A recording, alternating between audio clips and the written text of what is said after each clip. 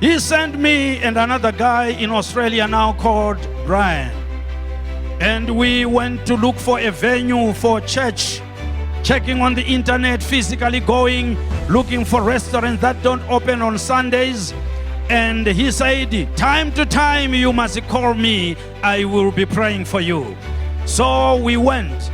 After about 5 hours, I think this was our third call to our father. And then he said to us, do you see that one way that is going up? I said, yes. He said, follow those cars. There's a place for church. I said, Baba, there is no church. That area we have checked everywhere. There is an YMCA hall, but it's booked for 3 months. When I said YMCA, he said, yeah, close to YMCA, yeah. And then we followed those cars, talking to a man who is in his hotel room. There was a new hotel. When we moved out from YMCA, we did not see it. We went under it, and the church stayed there for several months until a real man of God.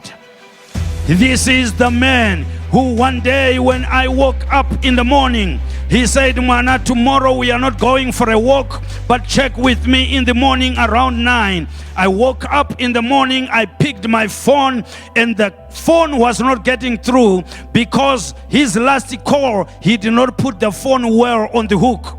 So I physically had to go to his room. When I was by the door, about to knock, he opened the door and he said, good morning, Mana. How did you sleep, Mana? I say, I'm all right, Baba.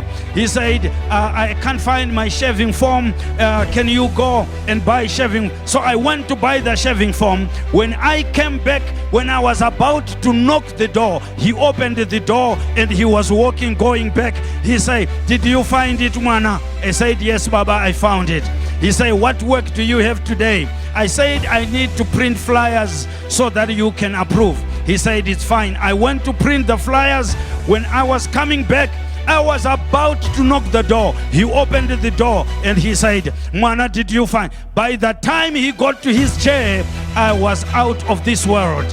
I say, Baba, before we proceed, 3 times, how did you know that I'm by your door? And he looked down, humble man of God. And he said to me, looking down, he said, Mana, I'm a prophet of God. I don't look for it. It just happened. Like it happened in Highfield Revival Center. When that man lost his clothes to thieves. When he came for prayer and I was about to tell him to go to the police. And the Lord showed me the address where his clothes were. Servants of the Lord. This is the man of God. This is the general of faith who was among us.